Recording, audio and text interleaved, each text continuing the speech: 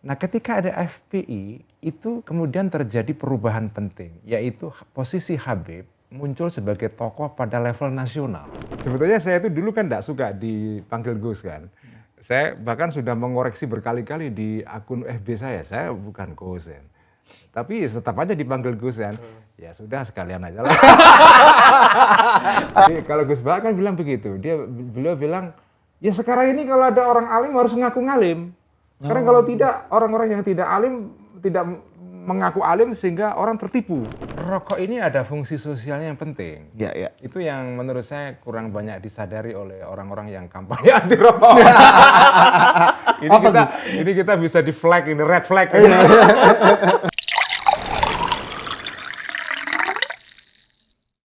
Assalamualaikum warahmatullahi wabarakatuh. Mantap. Di mana-mana assalamualaikum itu dijawabnya dengan Waalaikumsalam. Jadi mantap. Gue deg-degan gue duduk di sini hancur lah. Kamu ini terlalu banyak bergaul sama Ade Armando. Jadi, assalamualaikum dijawabnya mantap. Iya. Ngomong-ngomong mantap itu artinya apa sebetulnya? Mantap itu kalau dalam bahasa Oke karyawan kantor Ah. itu makan tabungan. Oh, pakai B ya? Iya, mantap. Bukan pakai P ya? Mantap ya. Buat sekarang banyak PHK sekarang sisanya untuk menjalani hidup makan tabungan. Soalnya kalau di lingkungan partai politik, mantap P-nya 3. Oh, P3. Ya. Kalau siap PD. Kan? Siap PD. Jago banget Kalau di dikait-kaitin. kalangan teman-teman PKB, mantap pakai PKB. Oh, mantap PKB. Ya, benar-benar. Kalau siap PD. Mantap. Bisa juga Gus. Mantap PSI. PSI. Iya. Tapi kayaknya PSI jarang pakai mantap. Mantap, ya. Karena ini memang bahasanya baby boomer. Bukan bahasanya Gen Z. bros and sis. Oke. Apa sih soleasing banget ini ya. Tapi hari ini spesial, Gus. Spesial, ya. Karena kita ditemani sama Belmondo Scorpio. Betul, Yang ya. nama dia lucunya Belmondo Scorpio tapi lahir bukan di zodiaknya Iya, tapi Scorpio. dia- Agak aneh. Iya. Dan ini host cabutan ini mungkin dia Sejelek itu ya gue ya. ya gini, mungkin dia dinamakan host cabutan pada hari Bukan, ini. pemain pengganti. Pemain pengganti, super sub. Tapi Gus, kalau kita telisik lebih dalam, dia ini orang paling berkuasa di tempat kita. Oh, begitu ya? Jadi kita ini sebenarnya performa setiap minggu ini Yang menilai beliau. yang menilai beliau. Oke. Lanjut apa Udah Gus enggak? Ulil udah lah. Honor Gus Ulil lanjut apa? Jadi gitu. Gak ada hubungannya. Jadi kita sangat tergantung pada dia. Sangat ini, tergantung. ya. Tapi Iya. hebatnya dia Gus. Dia ini orang yang sangat low profile. Mikul dur mendem jeruk. Oke. Ini Meskipun Didit ini sudah memahami. Inilah ilmu ngedolopnya pacul. Lebih betul, filsafat Jawa dia. Betul. Nah, ini menarik. Ini pasti tidak kau dapatkan di UNAS kan? Di Unas kan isinya melawan terus, lawan kita tidak. Kalau hajar lah bakar dulu. Tapi gitu kan. Dit, kau dengan lulusan dari UNAS, kau punya kesamaan dengan Sekjen PBNU. Gus Ipul, betul. Gus Ipul itu adalah lulusan UNAS. Betul. Jadi Yang kau lulusnya ini- 21 tahun Betul. katanya. Iya. Sabar apa mencari ilmu. Persisten. Benar. Jadi kau ini juniornya Sekjen PBNU. Luar biasa kau ini. Dan satu lagi juniornya Zulfan Lindan. Betul. Dan ya. satu lagi Gus, juniornya Jeffrey Giovanni. Jeffrey Giovanni. Iya kan? Jadi UNAS ini melahirkan orang-orang hebat ya. Betul. Ya, paling tidak beberapa dari alumninya, meskipun kampusnya kan nyempil ya Gus ya. Iya. Di mana? Di situ tuh kalau dari ada jokesnya gini Gus. Belok. Dibelokkan. Iya, ada jokesnya kalau kita naik Metro Mini dari arah Pancoran menuju ke Depok, kan lewat nih pasar Minggu pertigaan. Ya. Kenaiknya selalu bilang, "Woi, yang UI gagal turun, UI gagal turun." Nah, kita turun lah. Iya kan? Kasian banget Jadi ya. bukan ke UNAS Gus ya kan, yang Iya, UI iya. gagal turun. Nah, tapi kembali ke Belmondo nih Gus. Ini kan orang Gue yang sebenarnya sangat diumbang-umbang di penting. sini ya. Posisinya di institusi ini. Tapi dia low profile. Low profile. Nah itu saya kira Nah, itu gimana konsep? nilai yang penting dalam ya karena kita menjelang Ramadan ya. Ya, benar. Jadi orang tuh sangat humble. Kalau Ya. istilah agak sinisnya di Jawa itu namanya sumaker. Sumaker ya. Sugih macak kiri. Sugih Ya, macak kiri. karena low profile, dia nggak mau terlihat dia berkuasa atau dia punya kuasa, tapi sebenarnya dia orang yang paling berkuasa. Ini sebetulnya etos yang berlawanan dengan era medsos. Kalau di era medsos orang itu harus kelihatan apa edgy. Edgy itu wah kelihatan paling pinter kan. Flexingnya nih Gus. Flexing ya, kelihatan menonjol. Pamor tinggi. Pamor tinggi. Karena kalau nggak kelihatan. Karena kan banyak kompetitor. pemain netizen itu kan banyak sekali. Jadi kalau tidak outstanding, nggak kelihatan mencolok ya. Ya. Mencolok itu macam-macam caranya. Mencolok suaranya keras, cempreng. Suaranya cempreng. Kemudian ya apa warna bajunya beda. Pokoknya serba eksentrik lah. Kalau nggak begitu kamu nggak akan dapat perhatian, nggak dapat apa namanya validasi. Istilah sekarang kan gitu, nggak dapat validasi. Nah sekarang ini kan era di mana orang gila validasi kan, atau kalau bahasa filsafatnya rekognisi. Rekognisi. Rekognisi. Fight for recognition. Fight for recognition. Fukuyama. Buku Buku yang disenangi oleh kawan kita dulu Celi. Waktu masih aktivis. Ya. Iya.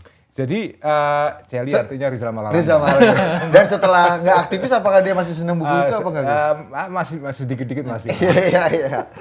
Iya. Jadi apa namanya sekarang orang kalau nggak edgy, nggak kelihatan apa paling menonjol gitu, yang nggak dapat validasi itu. Nah orang yang tidak kepingin menonjol di era-era seperti ini itu hebat sekali itu. Spesial nih. Seperti Belmondo ini. Pak, gue dipuji-puji. Karena ini pengalaman teman-teman. Buat Anda melihat Belmondo ini host biasa, kadang-kadang suka nggak jelas, nanya juga nggak nyambung kadang-kadang. Tapi dia sejatinya, dia sangat menghormati kita kalau datang Gus Ulil, Mas Budi gitu. Padahal dia orang paling berkuasa. Nah ini kan pelajaran kehidupan yang juga baik sekali kan Gus. Tapi kalau soal bertanya ini ya, itu sebetulnya gaya anchor. Di dalam gaya anchor, di dalam dunia pershowaan ini, di dalam televisi kan ada dua madhab ya. Ada madhab yang slow gitu kan, yang nanyanya satu tapi ya jawabannya macam-macam, dibuka aja. Itu madhabnya Karni Ilyas. Coba, gimana? Dia nanya kan tidak jelas itu. Pokoknya sekedar untuk membuka percakapan aja. Jawabnya macam-macam kan enggak peduli dia. Itu madhab Karni Ilyas.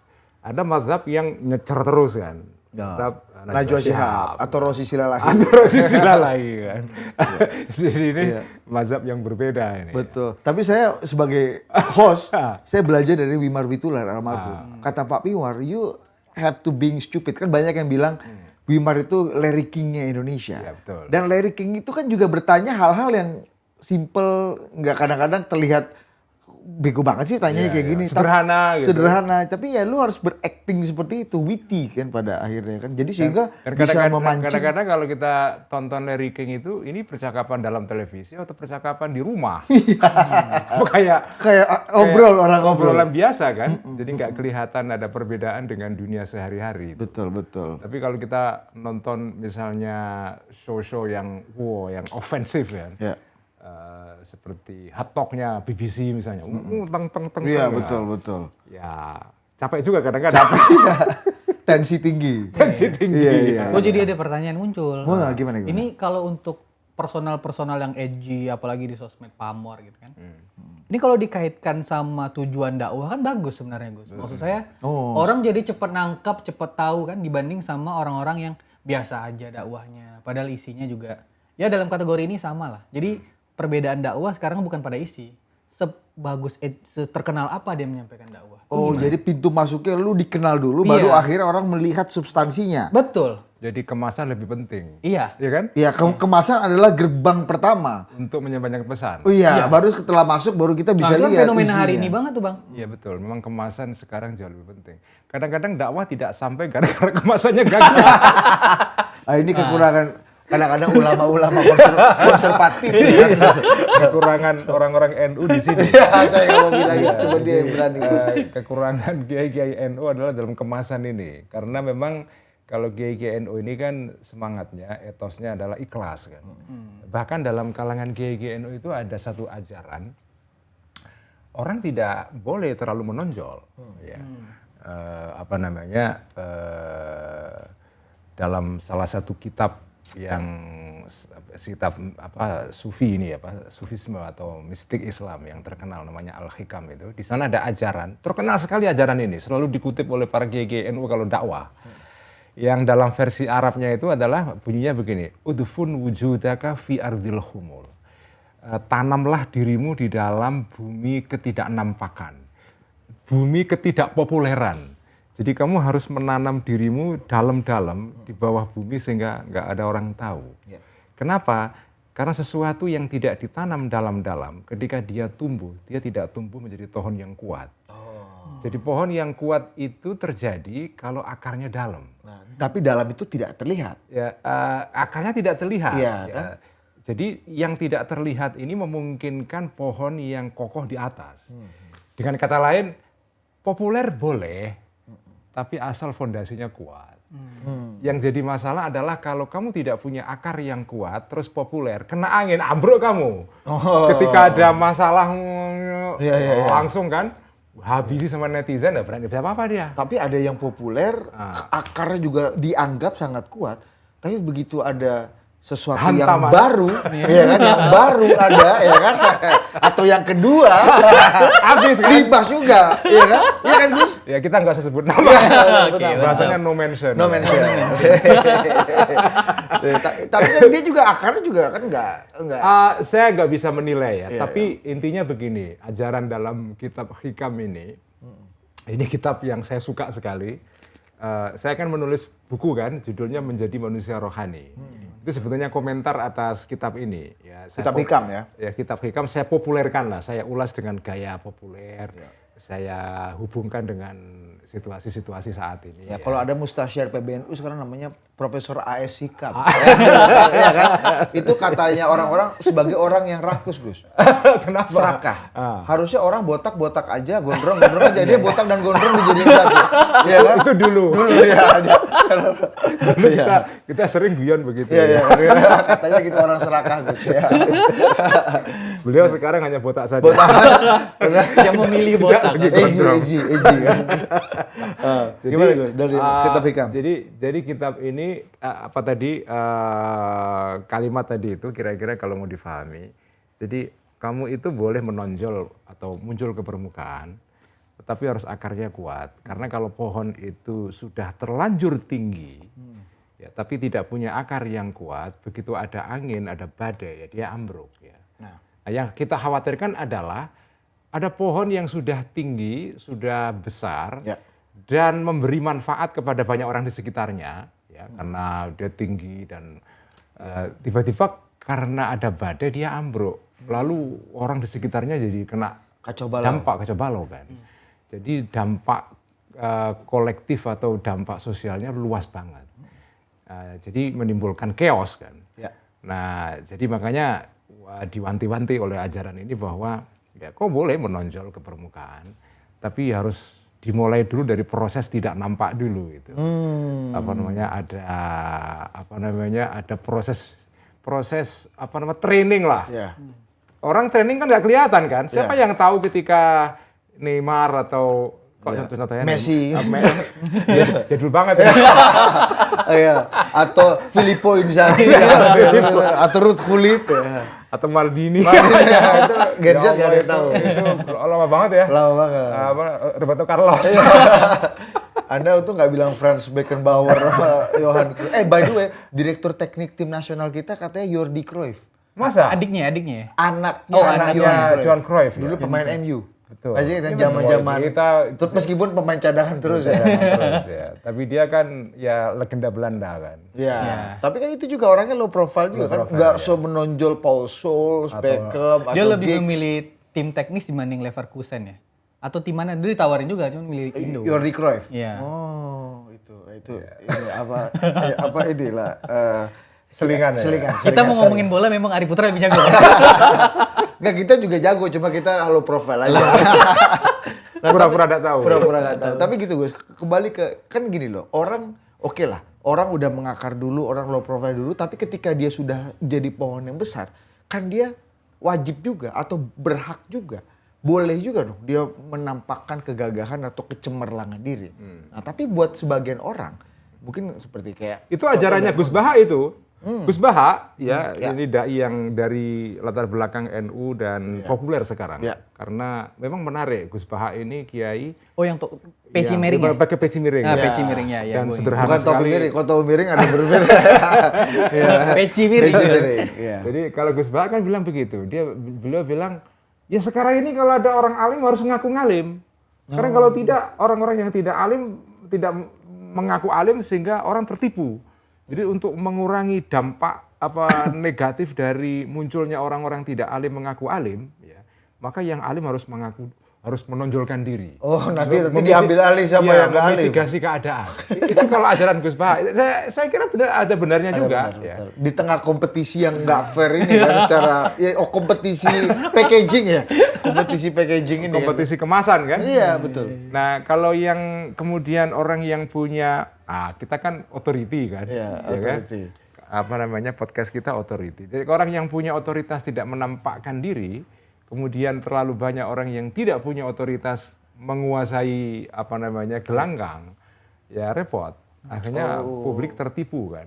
Ya, jadi makanya Gus Baha pesannya adalah kalau kamu punya ilmu, kamu memang orang alim, ya ngaku alim gitu loh. Jadi value humble, value tidak ingin menonjolkan kekayaan atau kemampuan diri secara berlebihan itu nggak relevan dong dalam Situasi sekarang iya. Iya, tapi kalau soal tidak menonjolkan kekayaan itu kan ilmunya orang kaya kalau ada pajak. Iya. Betul. Nah, kalau kata Khatib Basri bagus sekali. Dia pernah bacakan. Saya datang waktu itu ke economic forumnya, economic dan business forumnya Khatib Basri yang datang tuh nasabah super priority yang mungkin saldonya kita 20 tahun kerja. Enggak. 30 tahun kerja baru bisa lah punya saldo. Abis ini mau ke sana nih, Gus. Ini mau ke sana. Iya, dia bilang, kalau orang-orang seperti Anda dia tunjukin grafis, ini orang-orang yang selalu mengaku pendapatannya itu di bawah pendapatan sebenarnya. Kalau orang yang pendapatannya kecil, masyarakat biasa, gig ekonomis, supir ojek online gitu-gitu, dia selalu mengaku pendapatannya lebih tinggi dari pendapatan asli ya, karena dia fight for recognition. Kalau yang satu takut semua orang pajak. Jadi orang beda-beda guys ya. Iya, tergantung situasi personalnya ya. Iya. Jadi nggak ada kurang banyak gunanya lah orang terlalu humble sekarang ini. Iya, mungkin tergantung situasi ya. Pada dasarnya humility atau kalau dalam bahasa agama kan tawadu ya. Rendah hati, bukan rendah diri ya. Bukan rendah diri. Rendah hati itu tetap bagi saya penting. Itu namanya virtue, akhlak ya. Yang tetap relevan dalam situasi apapun, karena humility itu membuat humility itu membuat seseorang menjadi menarik. Ya siapapun kalau kita berteman dengan orang yang humble itu kan lebih enak daripada berteman dengan orang yang arogan kan. Tapi memang gini, dalam situasi normal, humility itu tetap itu hukum yang berlaku. Tapi dalam situasi-situasi tertentu memang ada orang yang harus menampakkan diri, harus menonjolkan diri. Karena kalau tidak ya kita akan dilindas oleh orang-orang yang tidak kompeten tadi itu, yang tidak punya otoritas ya. Jadi bagi saya tetap humility penting, tetapi ada situasi-situasi di mana orang memang tidak boleh humble. Bahkan dalam kata-kata mutiara para ulama yang konon ini hadis tapi diragukan ya. Dikatakan bahwa engkau mentakaburi orang yang takabur. Itu sedekah. Nah, artinya kalau ada orang arogan, kau melakukan tindakan arogan serupa untuk membalas arogansi dia. Jadi itu malah justru baik. Malah justru baik? Iya, karena kalau itu bentuk melawan dengan baik gitu lah ya. Iya, melawan kezoliman sama aja ya. Melawan kezoliman dengan cara yang kira-kira setara lah. Karena kalau tidak kamu terhadap orang yang arogan, kamu humble, maka kamu akan ya dijadikan sebagai korban. Jadi pada saat tertentu kamu boleh juga atau bahkan diharuskan untuk ya kadang-kadang perlu juga merasa gagah ini gagah ya. Kalau sebaliknya Gus menghadapi orang yang sebenarnya punya kuasa, punya kemampuan dan tekennya ini sangat berpengaruh, tapi orangnya humble sekali. Nah, gimana kita cara menyiasatinya supaya juga bisa menempatkan diri dengan baik gitu. Ya kalau orang yang berkuasa dan dia humble bagus sekali kan. Kita malah enak terhadap, umumnya kan penguasa tidak humble. Umumnya orang-orang yang punya kekuasaan itu justru flexing dengan kekuasaannya kan, menunjukkan kekuasaannya. Dan saya kira itu tanda kutip manusiawi. Betul. Karena manusia selalu ingin menunjukkan apa yang ada pada dirinya. Enak juga pakai forader ini ya. Kayak gitu-gitu kan. Ya tapi kadang-kadang kalau kita di klakson terus kan ya jengkel juga kan. Buka pintu gitu. Teriak balik. Bangis dikit kan. Iya. Oh gitu. Ya. Jadi kadang-kadang terhadap orang yang arogan kita perlu arogan balik gitu loh. Kadang-kadang gitu ya. Tapi pada situasi umum bersikap humble itu tetap lebih baik ya. Tapi tadi saya katakan ini adalah etos yang tidak populer di era medsos. Kamu minoritas kamu biar berarti kan. Di era medsos seperti sekarang, terlalu humble seperti kamu ini. Menurutku ya. Ya, oke.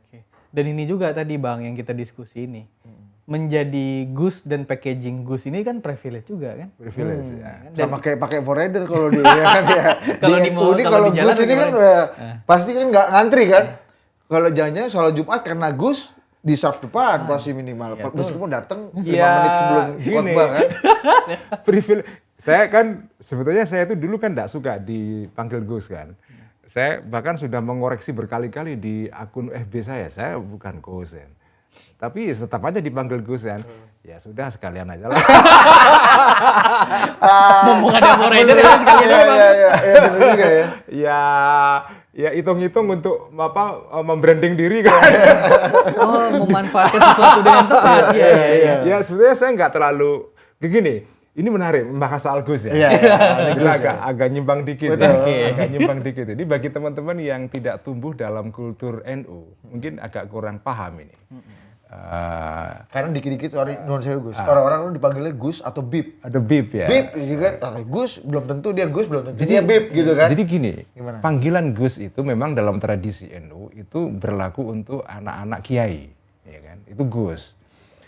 Nah, dulunya orang yang menggunakan atau komunitas yang banyak menggunakan panggilan Gus terhadap putra-putra kiai itu adalah komunitas NU di Jawa Timur. Itu paling banyak di sana. Jawa Timur. Ya, waktu saya kecil, ya saya sendiri tumbuh dalam lingkungan keluarga kiai, ya kiai kecil lah ya. Kiai kecil di kampung gitu. Inilah terlalu humble. Ini humble Bang. Merendah Bang. Ini jelas rendah. Jadi Gak populer nanti Gus, jangan Gus. Nah, waktu saya kecil di daerah saya, semua anak kiai di daerah Jawa Tengah, karena kan saya Jawa Tengah. Saya tumbuh di Rembang. kalau Rembang istri saya, kalau saya di Pati. Oh, di Pati. Tetangganya Rembang. Iya, masih Pati Raya lah Pati ya. Raya. Iya. Great Pati. Great Pati. Ada Great Britain. Inggris Raya ini ada Great Pati, Pati Raya. Nah, saya tumbuh di Pati itu Jawa Tengah. Nah, di lingkungan komunitas NU di Jawa Tengah pada tahun-tahun 70-an, 80-an, itu panggilan Gus untuk para putra kiai tidak populer.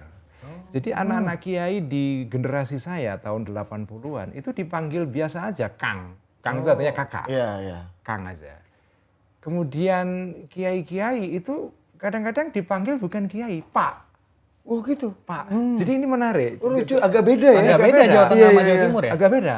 Dan sampai Gini, sekarang dengan konteks sekarang juga orang beda. Terus terang tradisi NU di Jawa Tengah itu lebih egaliter. Lebih egaliter. Jadi kiai-kiai di Jawa Tengah dulu pada generasi ayah saya misalnya, itu bukan dipanggil oleh santrinya sendiri, itu tidak kiai, tapi Pak. Padahal pimpinan pondok pesantren. Pimpinan pondok pesantren. Contohnya misalnya contoh yang sangat terkenal adalah kiai besar dari Jogja. Namanya Kiai Ali Maksum, Kerapia. Beliau ini pernah menjadi Rois Am PBNU, pimpinan tertinggi lah ya. Nah, Kiai Ali Maksum itu oleh santri-santrinya pada tahun-tahun 80-an, 70-an itu dipanggil Pak Ali.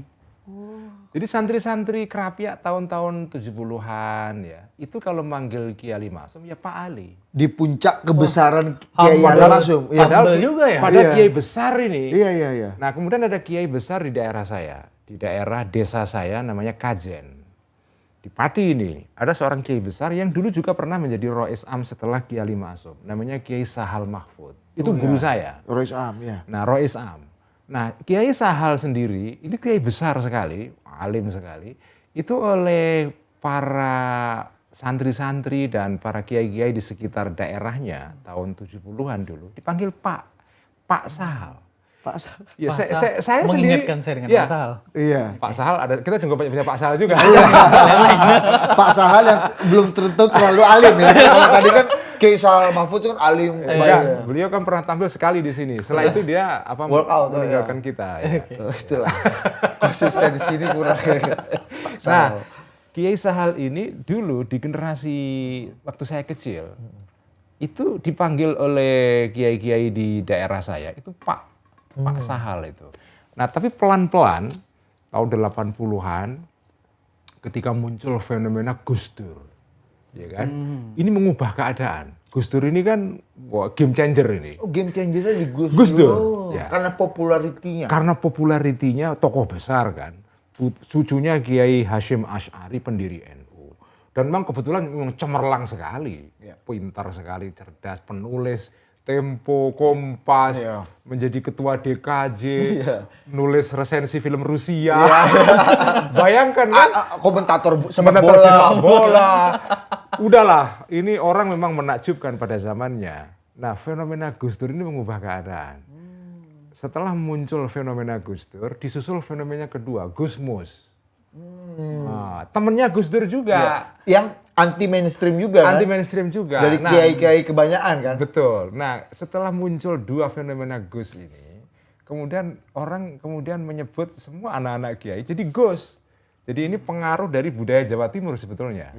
Ya, berubahlah total itu. Sekarang anak-anak kiai di Jawa Tengah, bahkan di Jawa Barat.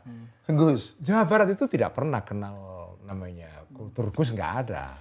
Sekarang pun sudah mulai dipanggil itu anak-anak kiainya Gus ya. Iya, ada kawan kita Najmi aja panggilnya Gus Najmi. Lu dari mana Gus sih lu? Nih, gue bilang. Bapak Bang nikmati aja Bang. Bahlil aja kan balik ke Gus Bahlil. Aduh. Jadi ya sekarang ini ada penyalahgunaan panggilan Gus kepada semua orang. Yang saya kira itu salah juga. Sama dengan penyalahgunaan panggilan Habib. Oh. Nah itu gimana kalau Gus Dur? Oh jadi yang pertama. Jadi Gus Dur dan Gusmus menjadi game changer. Dari sebelumnya orang merasa agak risih dipanggil Gus. Itu kan privilege kalau di Jawa tuh kayak Raden atau Doro apa gitu-gitulah ya. Ya, Gitu. Gus, di Jawa Tengah itu dipanggil Pak atau Kang. Itu karena risih dipanggil Gus sama Kiai? Bukan ya. Atau memang udah natural? Natural aja. Okay. Dulu itu keluarga Kiai di Jawa Tengah itu tidak kelihatan spesial. Makanya dulu ini ada cerita lucu yang dikisahkan oleh mertua saya, Gusmus ya, tentang seorang Kiai besar sudah almarhum namanya Kiai Maimun Zubair dari Sarang. Beliau ini Kiai penting di P3 ya. Kemenangan P3 di daerah Jawa Tengah Pantura antara lain betul-betul karena pengaruh dari Mbah Maimun ini. Mbah Maimun itu pernah memberikan ini kayak pengamatan sosiologis ya. Keren sekali. Beliau mengatakan, ya jadi wali di Jawa Tengah itu susah. Wali itu artinya kiai yang karismatik gitu kan. Kalau di Jawa Timur mudah sekali. Jadi kalau di Jawa Timur ada kiai yang aneh langsung wali. Kalau di Jawa Tengah ada kiai aneh ya gila aja. Oke. Iya. Kata ini antropologis dan sosiologis ya masyarakat. Ini bagi saya menarik sekali pengamatan Bapak Ibu ini. Jadi memang Jawa Tengah itu etosnya beda. Ya. Nah saya tumbuhkan di Jawa Tengah. Makanya saya agak risih. Dan itu ada mengamini itu. Iya, saya itu semula agak risih dengan panggilan Gus karena sejak kecil saya tidak pernah dipanggil Gus. Oleh santri ayah saya, oleh siapapun tidak pernah. Tiba-tiba setelah gede kok dipanggil Gus. Mula-mula risih tapi lama-lama menikmati. Iya. Iya. Karena ini Gus Ulil, saya ini kan juga orang yang sangat besar dan hidup di lokal Sumatera ya. Ya. Kan saya sangat jarang mendengar kata Gus Gus di Sumatera, apalagi di wilayah Kepulauan Riau atau apapun. Sampai di Jakarta, saya baru menyadari, oh ternyata istilah Gus itu anak kiai dan Gus itu Pokoknya kalau di media tuh Spesial. Spesial lah Gus. Oh iya spesial. Gue mencari tahu apa spesial. Loh sekarang anak-anak kiai di Sumatera pun mulai dipanggil Gus. Serius. Jadi sekarang ini banyak beberapa. Jadi sudah ada demokratisasi Gus lah Ya, sekarang. ada gusifikasi lah. Gusifikasi. Ada proses gusifikasi di luar Jawa. Oh, udah sampai Sumatera ya, menjalar ya. Menjalar sekarang karena kan banyak imigran lulusan pesantren dari Jawa yang kemudian pindah ke Sumatera. Mereka bikin pondok di sana. Kemudian kawin mawin dengan Warga lokal.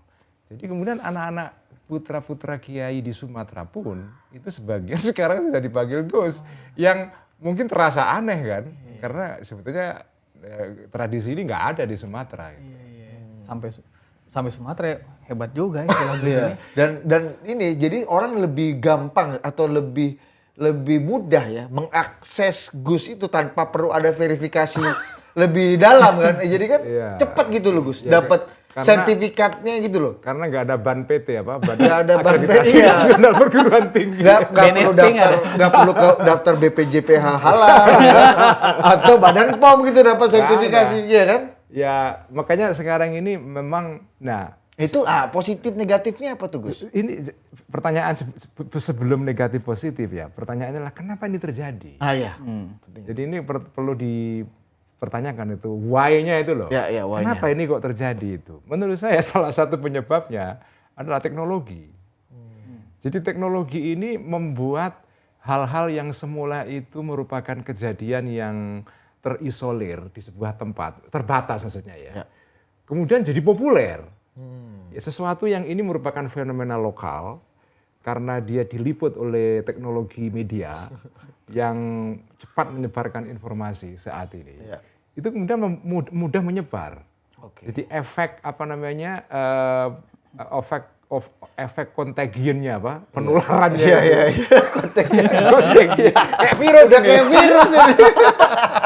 Iya. Ini karena pengaruh digitalisasi ini. Betul. Jadi teknologi ini yang memungkinkan segala hal yang aneh-aneh ya. Yang semula dulu nggak pernah ada orang tahu. Tiba-tiba sekarang menyebar dengan begitu mudah kan. Termasuk fenomena Gus ini. Gusifikasi.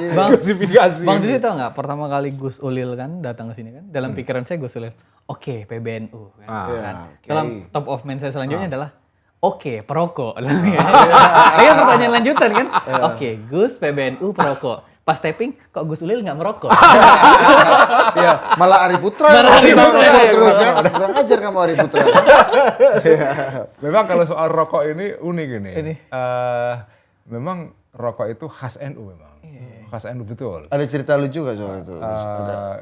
Ada itu, banyak cerita lucu soal rokok itu. Tapi agak kurang elegan di sini. Agak saru ya. Tapi memang itu ciri khas masyarakat NU. Tapi gini, ya saya sendiri bukan perokok. Walaupun ayah saya dan mertua saya Gusmus itu perokok berat. Oh, Gusmus perokok berat? Tapi sekarang udah berhenti karena kesehatan ya. Nah, saya tumbuh dalam lingkungan perokok berat. Tapi ayah saya itu tidak mendorong anaknya untuk rokok. Dan bahkan tidak menganjurkan anaknya rokok ya. Sehingga saya, adik saya, di keluarga saya tidak ada yang rokok sama sekali. Anak-anaknya ayah nggak ada yang rokok. Menantu-menantunya juga tidak rokok ya. Sampai ponakan-ponakan juga tidak rokok. Meskipun saya tahu rokok dalam lingkungan NU, dalam tradisi masyarakat tradisional ini, itu fungsinya tidak sekedar rokok saja. Itu kayak semacam icebreaker, pemecah es.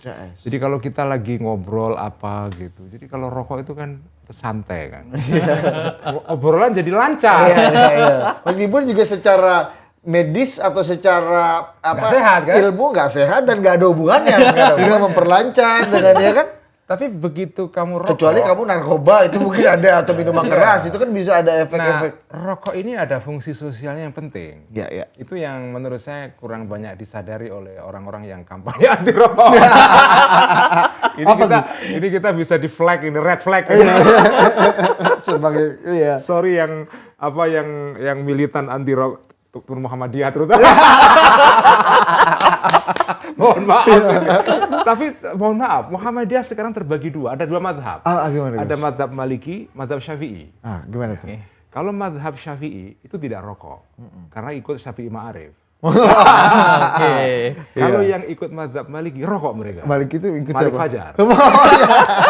Karena Pak Malik Fajar ini tokoh Muhammadiyah. Dan dulu perokok berat. Pernah jadi Menteri Pendidikan kan. Pernah jadi Menteri Agama juga sih. Menteri Agama juga.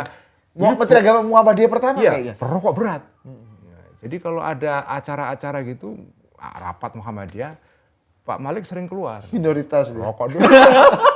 Minoritas. Minoritas. Jadi orang-orang Muhammadiyah yang merokok itu ikut mazhab Maliki. Iya. Ziarah kubur udah mulai ini belum? Mereka sudah mulai. Sudah mulai. Teman-teman Muhammadiyah saya sudah ada yang mulai ziarah kubur, tapi mereka tata caranya beda. Ya. Mereka kalau ziarah kubur tidak membaca tahlil, tapi merenung di depan kuburan. Ya, Pak. Yang penting udah mulai dulu kan itu lebih baik kan. Jadi Langkah pertama ya, langkah pertama nih. Jadi rokok ini fungsinya macam-macam sebetulnya. Ada aspek social functionnya. Icebreaker. Lebih banyak itu Gus kayaknya. Icebreaker. Dan Nah, saya sendiri sekarang kalau kumpul dengan teman-teman, saya rokok. Tapi saya membuat semacam aturan buat diri saya. Saya rokok dalam satu majelis hanya satu batang saja. Oke. Pertama itu rule saya. Kedua nggak boleh beli sendiri. Harus minta. Bergratisan. Iya, dan kalau cuma satu batang Bel, artinya lu harus tahu kapan momentum lu menggisah dan meminta rokok itu ya kan? Jangan sampai terlalu awal atau jangan sampai terlalu akhir ya kan? Jadi ngerokok ambil lihat teman gitu ya? Iya. Lihat teman, oh setengah. Udah mulai belum ya? Oh kira-kira ini diprediksi, kira-kira ini 1 jam apa 30 menit? Jadi menit 20 saya harus minta rokok. Jadi bisa lagi. Karena apa namanya, ya saya merasa asik rokok itu. Iya, Tapi saya tidak mau Candu. lebih dari satu batang. Dan tidak merasa candu ya? Enggak, saya nggak masalah candu.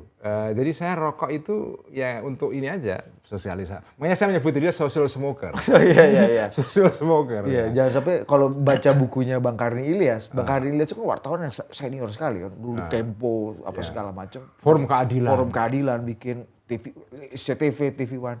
Beliau itu dalam bukunya baru ikut perjalanan presiden ke luar negeri. Harusnya wartawan sesenior beliau itu udah ikut perjalanan presiden ke luar negeri itu udah kapan tahu. Ya, dia Cuma baru pokoknya setelah hampir 20 tahun jadi wartawan. Kenapa? Apa? Karena nggak bisa ngerokok. Oh. Di pesawat nggak bisa ngerokok, di mana-mana nggak, karena Pak Harto nggak ngerokok waktu itu. Nah, sampai akhirnya katanya Pak Murdiono itu karena pengen sekali Pak Bang Karni ini ikut.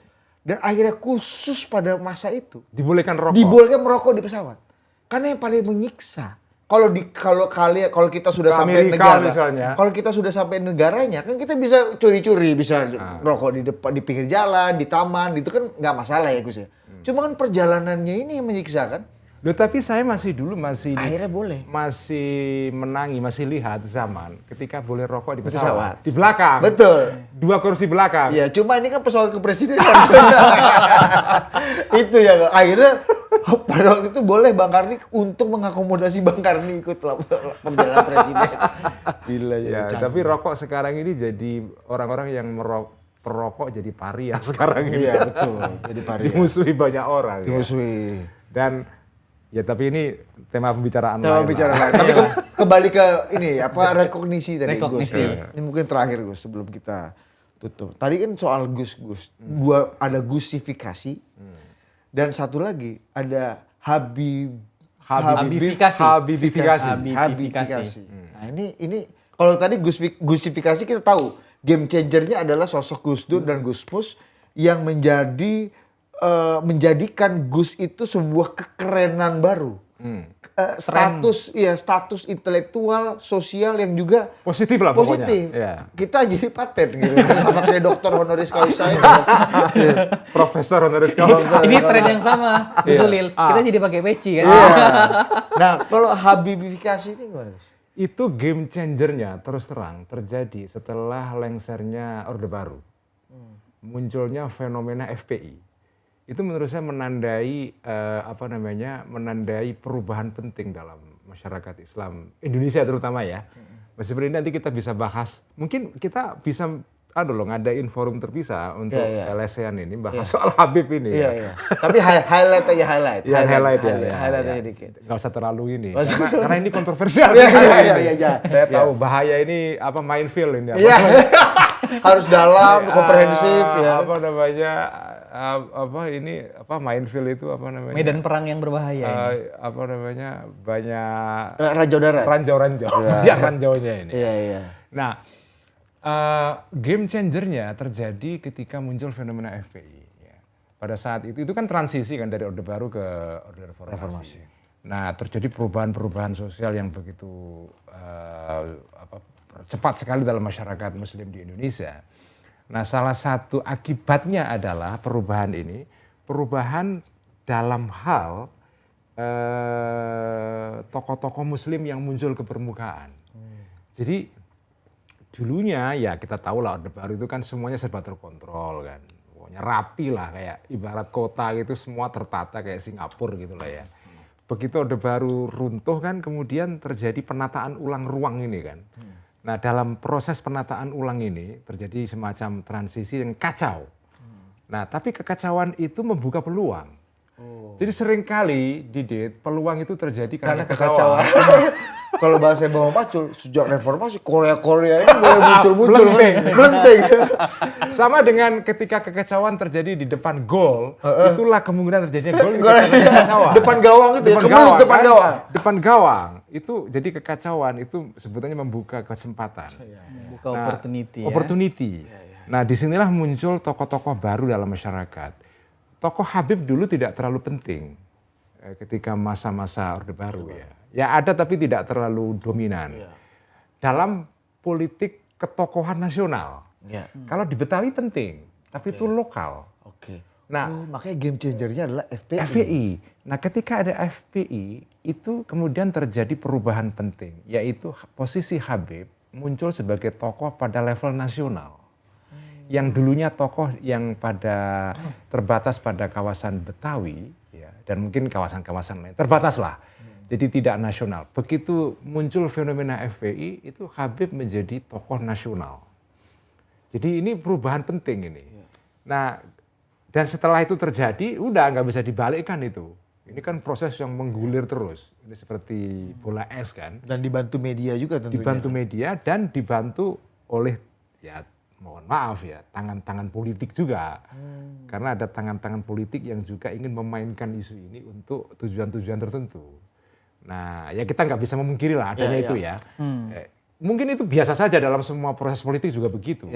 Ada proses politisasi Habib. Kira-kira gitu. Tapi secara sosial ini kan jadi game changer yang luar biasa. Betul. Jadi mengubah sekali lanskapnya kan Gus. Jadi proses Habibifikasi ini ya, tidak semata-mata politik, tapi juga proses sosial, proses kultural.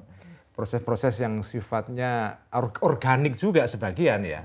Saya tidak mengatakan seluruhnya rekayasa. Ya. Tapi ada proses yang organik karena memang ya muncul tadi itu ketika terjadi transisi yang chaos, membuka opportunity, muncul tokoh-tokoh baru kan. Ya udah sekarang orang menikmati dan menerima manfaatnya lah. Ketika Habib sudah menjadi tokoh besar, semua orang yang dulunya tidak Habib menjadi Habib. Artinya orang-orang ya mungkin keturunan Arab ya, tapi mungkin tidak Habib, kemudian mengklaim sebagai Habib atau dihabibkan. Jadi semua nasibnya orang kayak Jawa Tengah ya. kayak Jawa Tengah gitu kan. Langsung naik kan. Jadi ini menarik. Agak mirip. Cuma ya betul. Agak mirip dan ya sekarang terjadi proses yang menurut saya ya kebablasan memang. Dan pada saat kebablasan ini memang perlu dikritik. Betul, karena ini berkaitan dengan kalau kebablasan itu kan bicara mengenai penyalahgunaan, abuse of power gitu kan. Itu yang kemudian banyak abuse-nya ini yang kita harus soroti ya. Tapi kan periodenya kan gini berarti Gus ya. Pertama Gusifikasi dulu muncul. Habibifikasi. Setelah ini apa lagi nih? Apakah ada tokoh nasional yang lahir dari pemuka-pemuka agama? Istilah apa lagi? Kiaisasi atau santrinisasi? Sekarang ini muncul yang tokoh-tokoh agama yang kategorinya baru, influencer. Wah, ini jadinya kayak agama ya? Iya, jadi kan maksudnya tokoh agama tapi lebih tepat disebut influencer. influencer tapi basisnya isu agama. Bukan ustadz, bukan mungkin paling mungkin dipanggilnya ustadz, paling mungkin ya. Iya. Kalau kiai udah enggak. Tapi kategorinya Gus terlalu NU. Tapi kategorinya lebih tepat influencer. Iya. Influencerisasi. Tapi bukan keturunan Arab misalnya kan, jadi agak susah. Influencer. Influencer ya. Nah, sekarang mulai muncul banyak itu. Nah, Gus Ulil bersaing lah dengan influencer. Berarti nambah 2 saingannya kan? Verifikasi influencer. Ya mudah-mudahan Gus ini bisa inilah menyalip di ketertinggalan digital ini. Ini ada apa itu Gus ya? Iya kan? Kalau saya sih nggak ingin nyalip. Kita yang enggak, bukan Gus Ulil nggak mau, tapi kita, saya, Belmondo, Anda semua berkepentingan menghadirkan Gus Ulil untuk menyalip sebagai otoritas yang bisa kita percaya. Jadi program kita ini sekarang sudah gimana? Apa? Sudah cukup. Wow, udah banyak umat. Lumayan Dan ya. jangan lupa udah mulai ada komentar. Ada komentar. Kapan nih kita offline kopi darat? Nah, nanti akan Jadi tunggu. Ramadan kita bikin Jadi. ya. Jadi. Hari Selasa nanti kopi darat. Selasanya kapan nanti kita umumkan. Temukan ya. Ya. Bawa kitab Anda untuk ditanda tangan. Oke Gus, Kamsia. Terima kasih. Makasih banyak, Gus. Terima kasih. Sampai jumpa. Sampai jumpa.